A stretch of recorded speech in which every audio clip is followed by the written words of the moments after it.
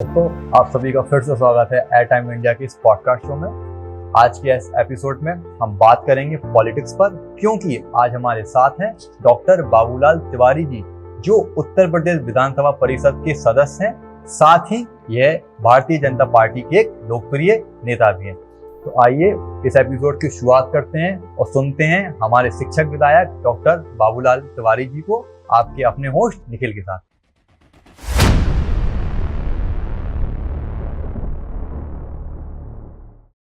पहले मैं लोगों को यह बताना चाहूंगा कि आप झांसी के वह पहले व्यक्ति हैं जो उत्तर प्रदेश विधान परिषद के लिए गए। इसके लिए मैं आपको बहुत बधाई देता हूं। धन्यवाद। और सर्वप्रथम मैं आपसे यह जानना चाहूंगा कि आपके राजनीतिक कैरियर की शुरुआत कब से और कैसे हुई, क्योंकि लोग कहते हैं कि आप युवा अवस्था से ही राजनीति में आ गए थे। मैं 82-83 में विद्यार्थी परिषद के काम में आया और विद्यार्थी परिषद का काम करते करते करते करते जिला संयोजक रहा 84 में, और 85-86 में छात्र संघ का चुनाव प्रारंभ कर दिया। 86-87 में मैं बुंदेलखंड कॉलेज के छात्र संघ का अध्यक्ष विजयी हुआ। कि विधायक बनना आपका बचपन का सपना था?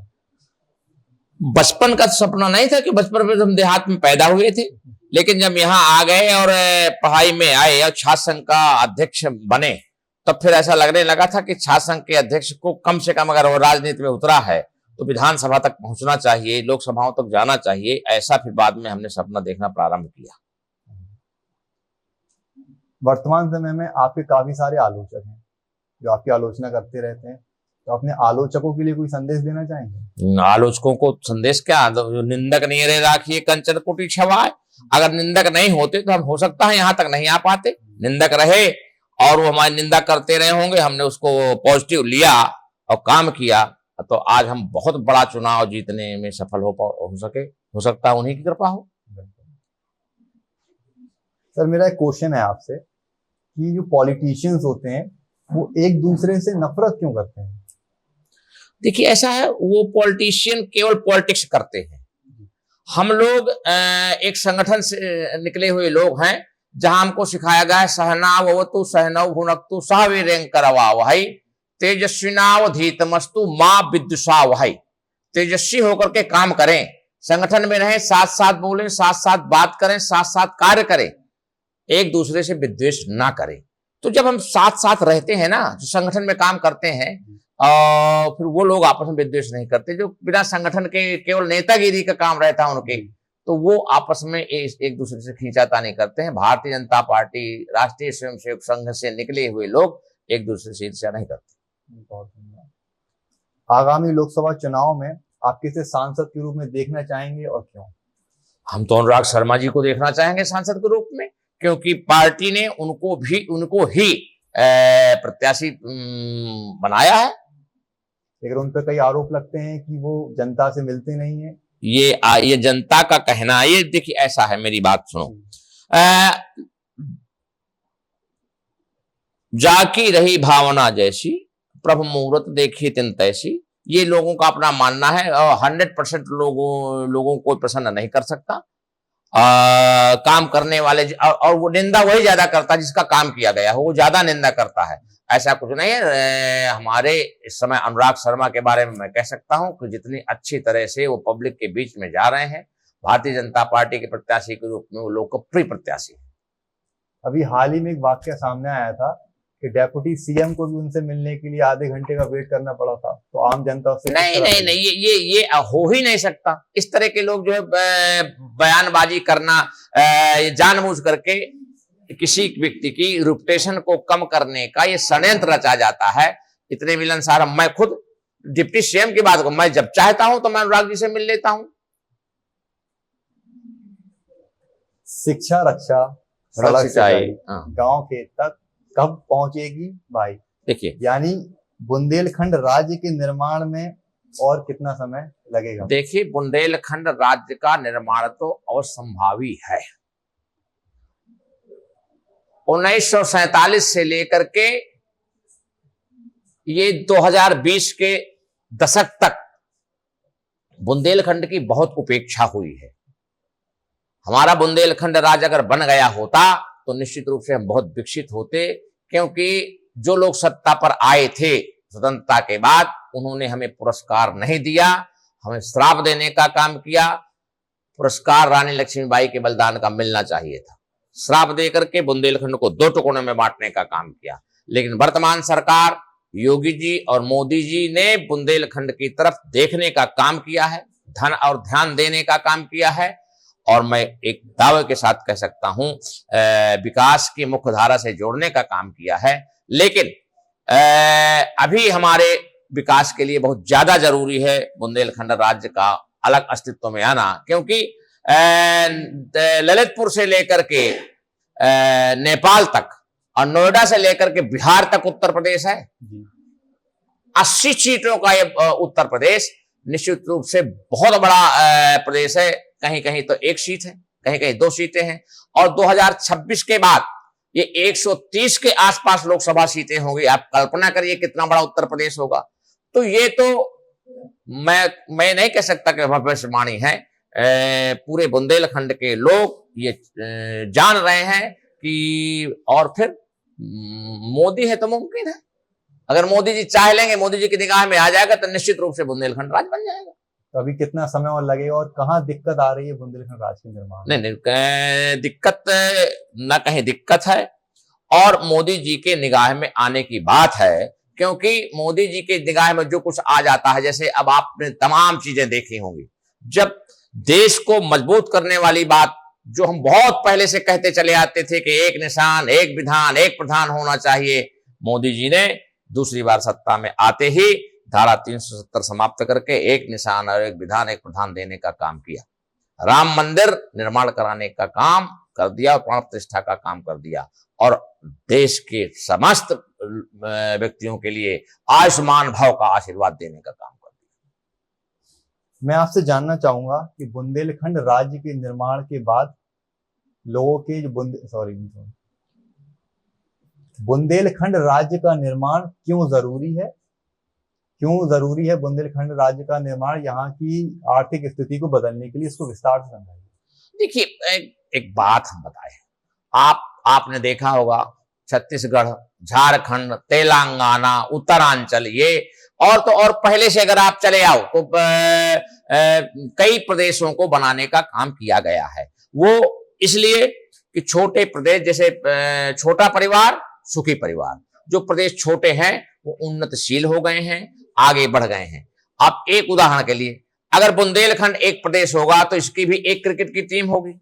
बुंदेलखंड एक प्रदेश होगा तो इसका भी यहाँ अलग से हाई कोर्ट होगा।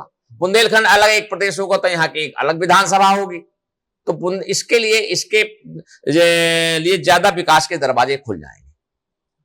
आपकी राजनीति में शुरुआत बुंदेलखंड राज्य निर्माण से ही हुई थी कि आपका मुख्य उद्देश्य था कि बुंदेलखंड राज्य को बनाना, लेकिन लोग अब आप पे आरोप लगाते हैं कि जब से आप सत्ता में आए, आपके पास पद आया, आप ये बात भूल गए। आरोप लगाने वालों के कान नहीं हैं, आंख नहीं है। पहले बार विधान परिषद में जब मैं बोला हूं तो मैंने वहां कहा है कि मैं बुंदेलखंड से आया हूं और जिस बुंदेलखंड ने 1857 में एक ऐसी महिला निकालने का काम किया था कि जाकी राज न सूरज डूबे नाम सुने ते चौक पड़े, सोई झांसी फिर फांसी बनकर अंग्रेजन के परी गरे, दिखा पड़ी काली की झांकी झांसी वाली रानी में, पानीदार यहाँ का पानी आगे यहाँ के पानी में।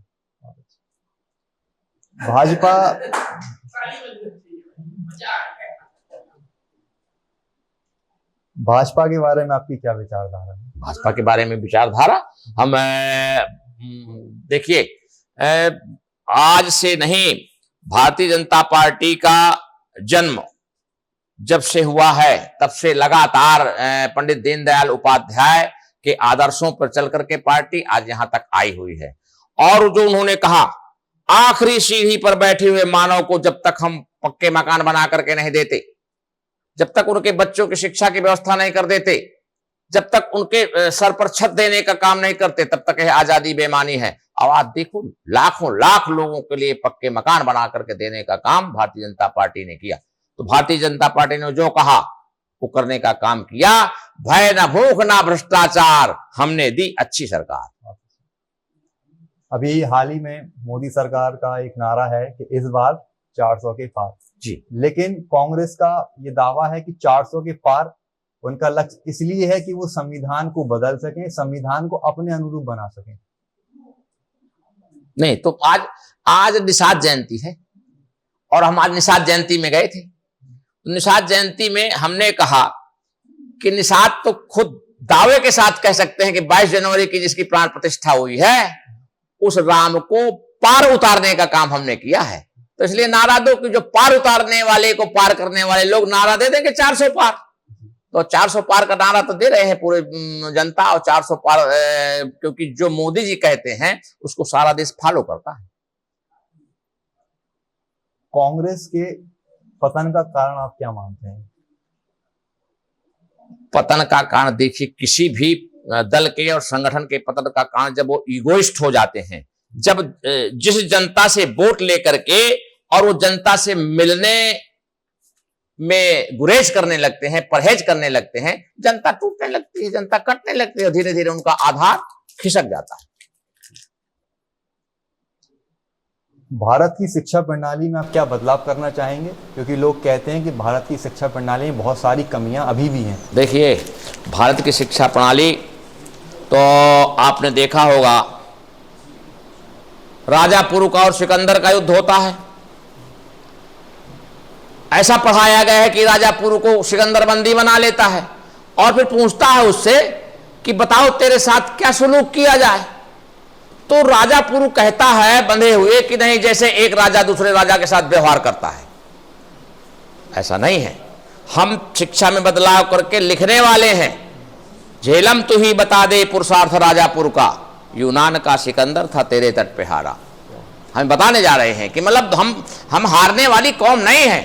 अगर सिकंदर जीत गया होता तो आगे बढ़ता, सिकंदर का मुकाबला किया। और हमें इतिहास लिखने वालों ने जो है इस तरह से का इतिहास लिखा है।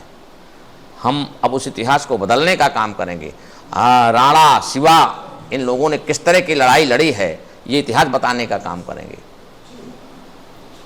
बुंदेलखंड के आर्थिक रूप से कमजोर विद्यार्थियों के लिए आपने क्या योजनाएं बनाई?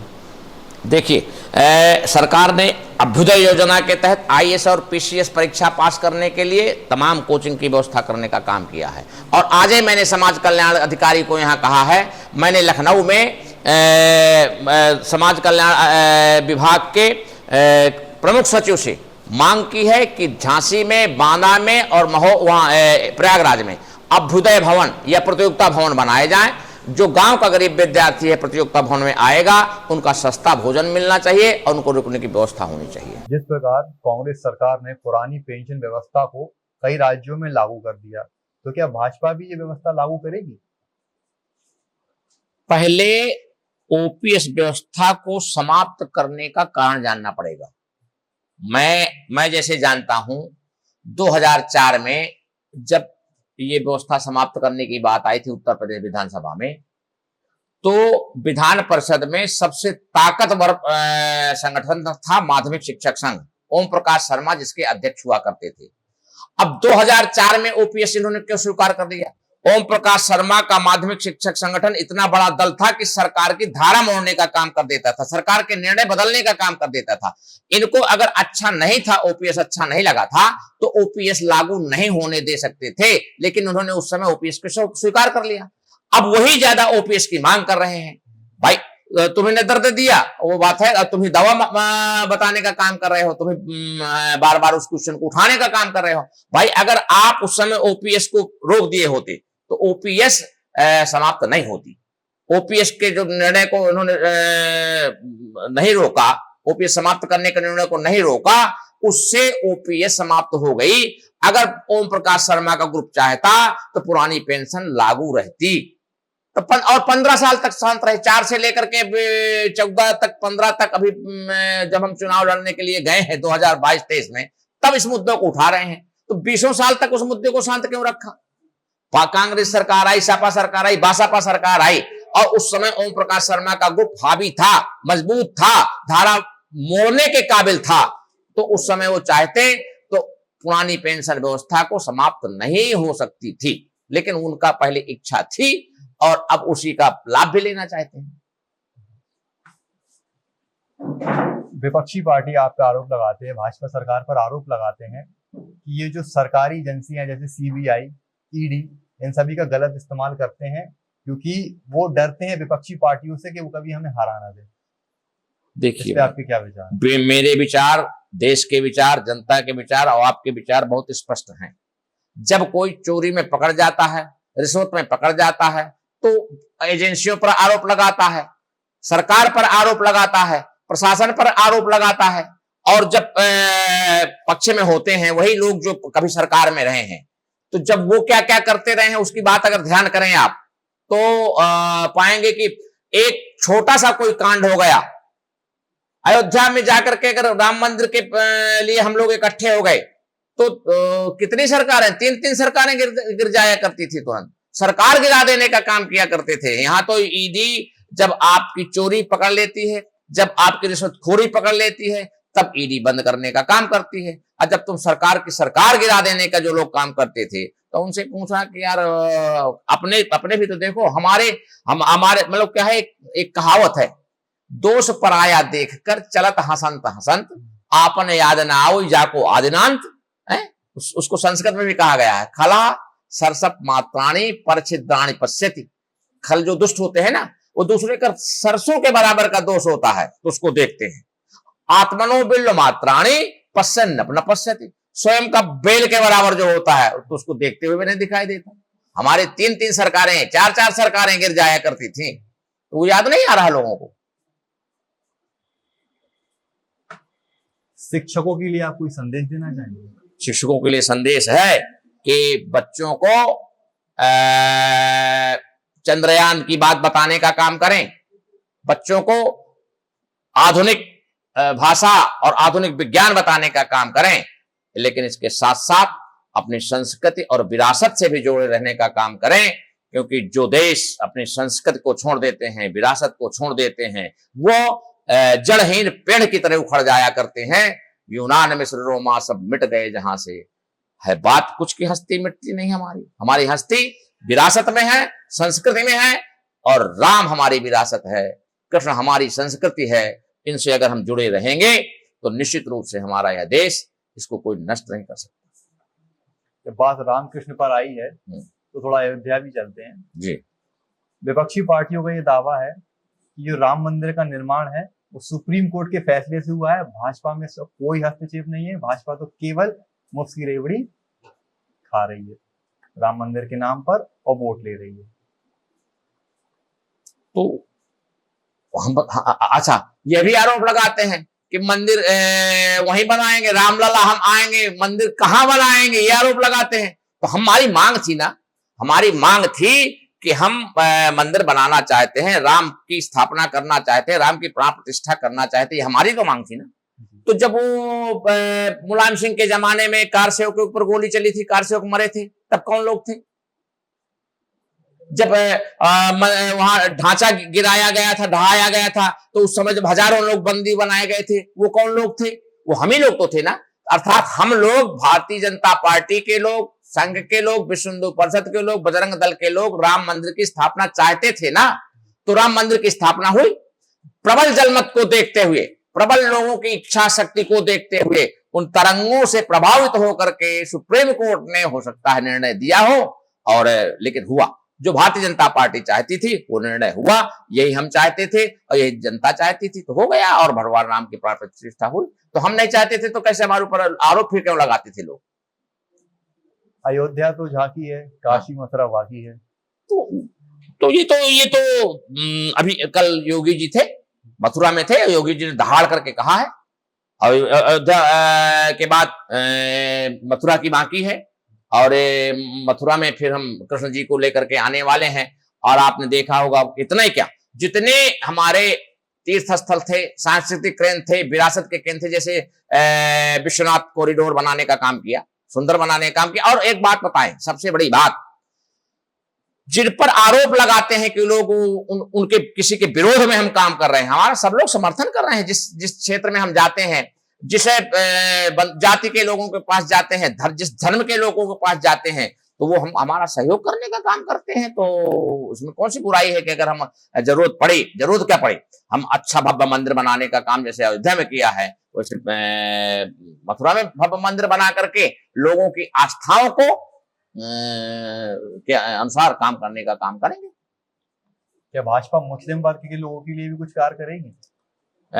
भाजपा के पास मुस्लिम पिछड़ा मुस्लिम वर्ग का भी जो है अल्पसंख्यक प्रकोष्ठ भी है, और भारतीय जनता पार्टी में जो राष्ट्रवादी मुस्लिम है वो काम कर रहा है। और शुरू से मैंने सिकंदर बख्त को देखा था, मैंने गुलाम, उनको क्या कहते हैं अभी जो हमारे केंद्र में हैं, दो लोग बहुत पुराने से लोग हैं जो काम कर रहे हैं, हमारे उड्डयन मंत्री रहे हैं, तो और एक हमारे कौशल विकास मंत्री हैं, आप उनके नाम जानते होंगे। वो लोग बहुत दिनों से हमारे पार्टी में हैं और काम कर रहे हैं। और बहुत लोग हमारे जितने शासन सत्ता में है, कोई वक्फ बोर्ड का अध्यक्ष है, कोई मंत्री है, तो कई मुस्लिम लोग जो है जो राष्ट्रभक्त हैं या राष्ट्र प्रथम वाले लोग हैं वो हमारे साथ काम कर रहे हैं। ओवैसी जी तो आरोप लगाते हैं कि भाजपा एक मुस्लिम विरोधी पार्टी है। और ओवैसी जी ये थोड़ी कह सकते हैं कि भारतीय जनता पार्टी राष्ट्रभक्त पार्टी है। भारतीय जनता पार्टी पूरे राष्ट्र के लोगों को लेकर के चलती है। भारतीय जनता पार्टी राष्ट्र को एक सूत्र में बांध करके चलना चाहती है। वो ये थोड़ी कहेंगे, अगर वो ये कहेंगे तो फिर उनको कौन वोट देगा? तो वो तो धर्म के नाम पर मुस्लिमों को लामबंद करके कुछ सीटें लेने का खेल खेलते रहते हैं। जब भी आपका नाम आता है तो साथ साथ आपके नाम के आगे बुंदेलखंड राज्य हमेशा जुड़ता है, क्योंकि आपकी राजनीति की शुरुआत बुंदेलखंड राज्य निर्माण से ही हुई थी। तो मैं आपसे ये जानना चाहूंगा कि बुंदेलखंड के जितने भी युवा हैं, आप किस तरह उनका योगदान चाहेंगे बुंदेलखंड राज्य बनाने के लिए? देखिए, एक ईशोपनिषद में संस्कृत का श्लोक आता है, ईशावास्यम इदम सर्वम यत् किंचित जगत्याम जगत, कि जो कुछ इस संसार में है उसमें आत्मा या ईश्वर व्याप्त है। ठीक है, उसी तरह से इस देश में जो कुछ भी घटित होता है तो बुंदेलखंड का उसमें अंश रहता है, बुंदेलखंड का उसमें कुछ ना कुछ आधार रहता है। अब मैं इसको बात कहना चाहता हूं, स्वतंत्रता का जब युद्ध लड़ा गया या क्रांति लड़ी गई, सबसे पहले 1857 में झांसी सबसे पहले आई ना। वीर जननी कहलाती है यह अविचल आने यहाँ की, इसी भूमि से मिली हमें 57 की झांकी। सन 57 की झांकी यहीं से प्रारंभ हुई ना। तो आजादी की लड़ाई में हम सबसे पहले रहे। इसके बाद जो क्रांति हुई देश में, आजादी की लड़ाई नेहरू जी के, सुभाष चंद्र बोस के, गांधी जी के नेतृत्व में चली गई 1900 के 20वीं शताब्दी में। तो यहाँ चंद्रशेखर आजाद रहे, सदाशिव मलकरपुरका रहे, यहाँ मास्टर रुद्रनारायण रहे, और यहाँ आकर के सुभाष चंद्र बोस जैसे लोग यहाँ आए, भगत सिंह जैसे लोग यहाँ आए। तो झांसी का हर जगह योगदान था, और इतना ही नहीं बुंदेलखंड का योगदान था। तो मैंने तो भी कहा है, मालूम मैंने क्या कहा है, जब योगी जी लेकर के गए हमको 330 विधायकों को राम मंदिर दिखाने के लिए, राम के दर्शन कराने के लिए, तो मैंने कहा कि सब लोग प्रसन्न है, पूरा देश प्रसन्न है, संसार प्रसन्न है, हम बुंदेलखंड के लोग ज्यादा प्रसन्न हैं। बोले क्यों? हमने कहा जिसकी प्राण प्रतिष्ठा किया है वो हमारे सगे रिश्तेदार हैं। बोले क्यों सगे रिश्तेदार कैसे हैं? मैंने कहा चित्रकूट में अवधपुरी से आकर राजा राम रहे, जब नौ रहे बुंदेलखंड में तब नौ पूरन काम रहे। छोड़ दो बुंदेलखंड तब पड़े बड़ी हैरानी में, पानीदार यहाँ का पानी आगे यहाँ के पानी में। 11.5 साल तक हम छाती से छिपा करके रखा, खरोच नहीं आने दी। राम को रास्ता बताने का काम किया कि इस रास्ते से चलो, यहां से भालू नहीं मिलेंगे, यहां से सिंह नहीं मिलेंगे, यहां से राक्षस नहीं मिलेंगे, और मिलेंगे तो भाला लेकर के उनका सामना करने का काम हम करेंगे। पानी बरसेगा तो गुप्त गोदावरी में ले जाएंगे, वहां पानी ऐसी गुफा बनी हुई थी कि बरसात में छाया प्रदान करती थी। भोजन करोगे तो हम कंद फूल फल ला करके देने का काम करेंगे। उस राम की प्राण प्रतिष्ठा हुई है, तो हमारे रिश्तेदार हुए कि नहीं हुए? बोले हाँ हुई। तो फिर मैंने कहा और सुनो, वाल्मीकि रामायण लिखने वाले कालपी में बैठ करके बुंदेलखंड के लिखा उन्होंने, अब पूरी दुनिया में बताने का राम का काम किया कि राम ऐसे थे, अयोध्या के राजा दशरथ के पुत्र थे राम, और राम ने रावण का वध करके पूरे जनता को सहूलियत प्रदान करने का काम किया था, अभय प्रदान करने का काम किया था। तो बताओ, हमने लिखा ना राम को, हम रिश्तेदार हुए कि नहीं? बोले हाँ ठीक है। हमने कहा और सुन लो, जब संस्कृत न जानने वाले लोग रह गए, हिंदी भाषा जानने वाला युग आ गया, तो सरल भाषा में, बिल्कुल सरल भाषा में, जिसको अनपढ़ भी एक बार गाता रहता, मंगल भवन मंगलहारी द्रवंशो दशरथ अजर बिहारी, ऐसी भाषा में राम को घर घर पहुंचाने का काम तुलसी ने किया। जो बांदा के चित्रकूट के राजापुर में रहने वाले थे, तो हम रिश्तेदार हुए राम के कि नहीं हुए? बोल और सुनो, हमारे यहाँ राम तुम्हारा चरित्र स्वयं ही काव्य है, कोई कवि बन जाए साज संभाव्य है। किसने लिखा? ये मैथिली शरण गुप्त ने लिखा, हमारे चिरगांव के। तो राम को घर घर पहुंचा दिया अपने ग्रंथ के माध्यम से, साकेत के माध्यम से, साकेत नामक जो है महाकाव्य के माध्यम से। तो हम राम के रिश्तेदार हुए कि नहीं हुए? तो हमें राम को ज्यादा इंट्रोड्यूस करने का काम किया है। इसलिए बुंदेलखंड का सार, बुंदेलखंड का तत्व तो पूरे इस देश में छाया हुआ है।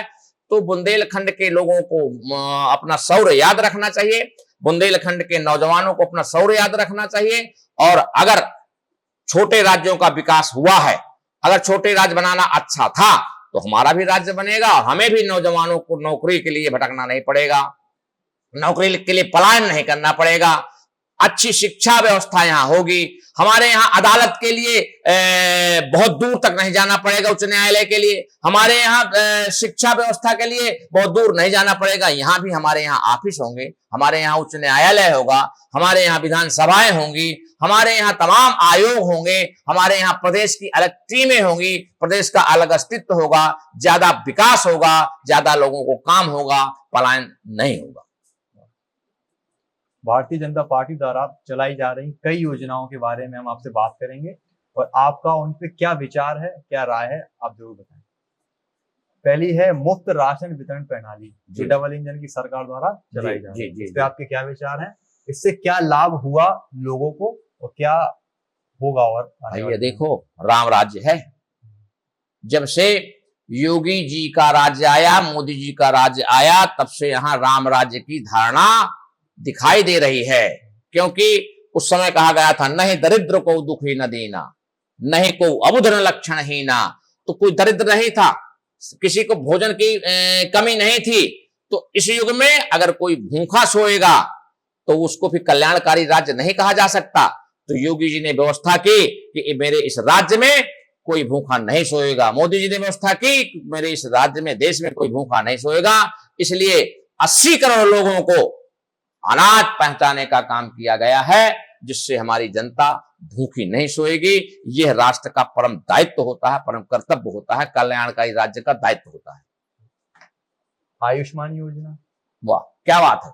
तो ये आयुष्मान योजना तो आप कल्पना करिए, अगर कोई गरीब आदमी और गरीब के मध्यम वर्गीय आदमी यदि कैंसर से पीड़ित हो जाता था, तो उसको अपना मकान गिरवी रखना पड़ता था, जमीन बेच देनी पड़ती थी।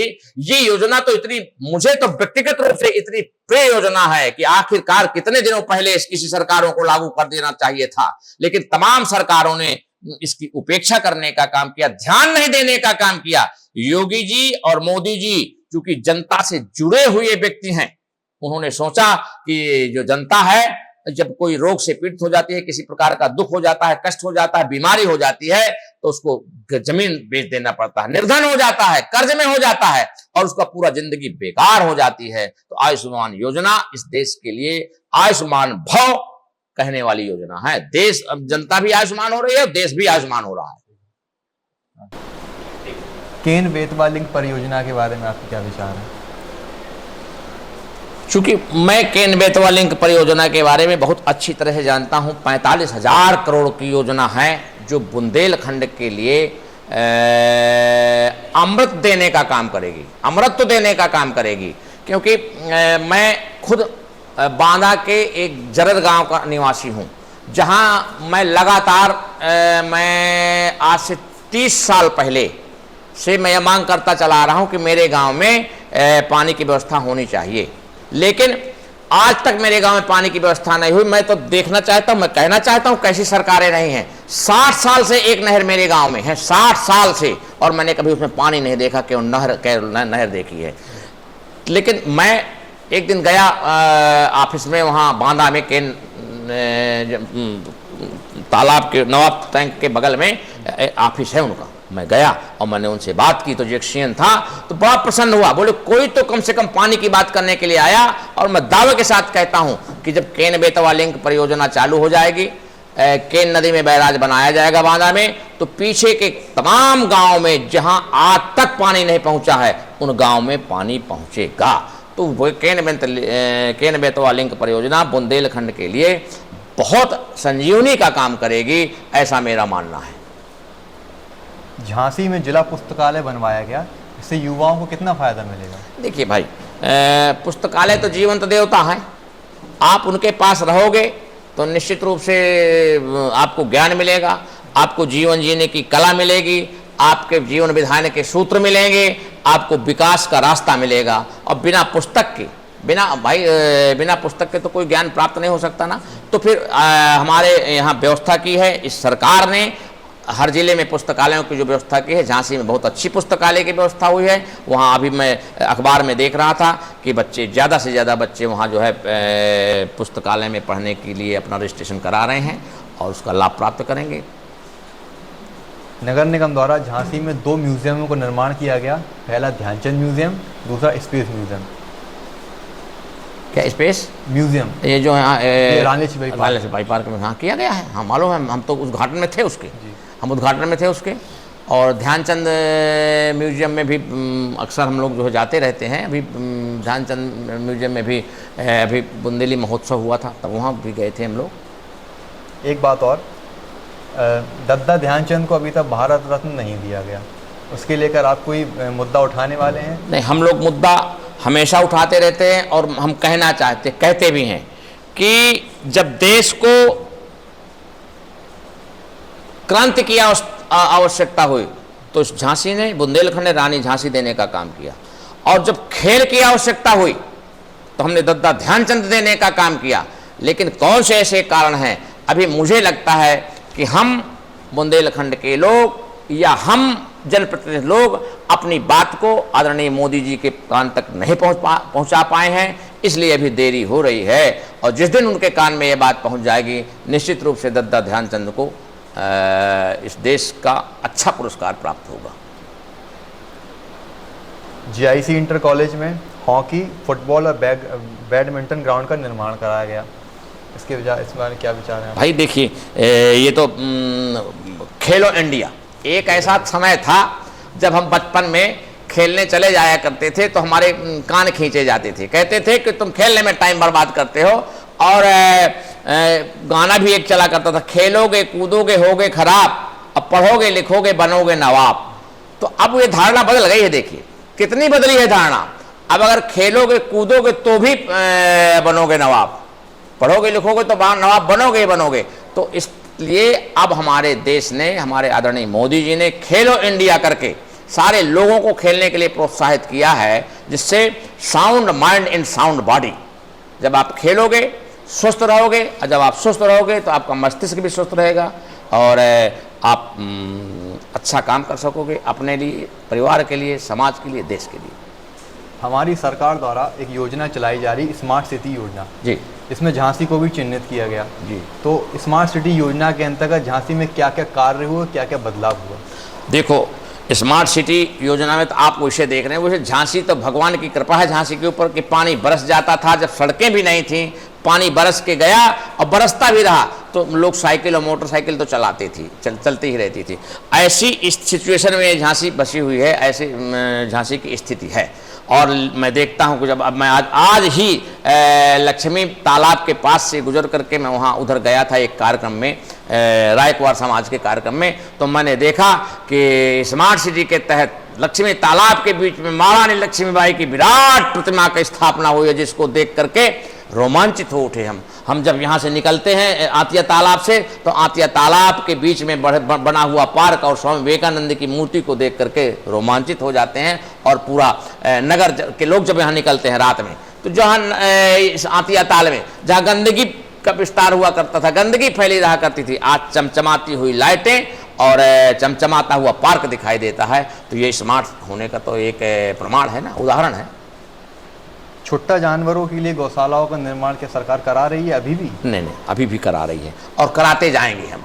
और यहाँ तक कि जब तक सारे के सारे छुट्टा जानवर गौशालाओं में नहीं पहुँच जाएंगे, अगर तब तक गौशालाओं का निर्माण कराते रहेंगे। गाँव में, शहरों में और कस्बों में, हर जगह प्रधान लोग और सरकारी वीडियो लोग, ये सब लोग मिल करके, नगर में स्मार्ट सिटी के लोग मिल करके और तमाम गौशालाओं का निर्माण कराते हैं, ताकि जो छुट्टा जानवर है उसको आश्रय मिल जाए, किसानों का नुकसान न करें।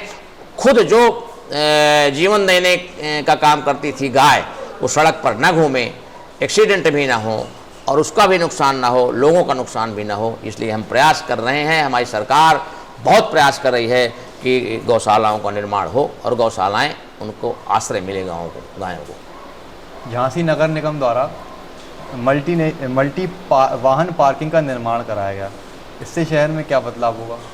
आप समझ रहे हैं।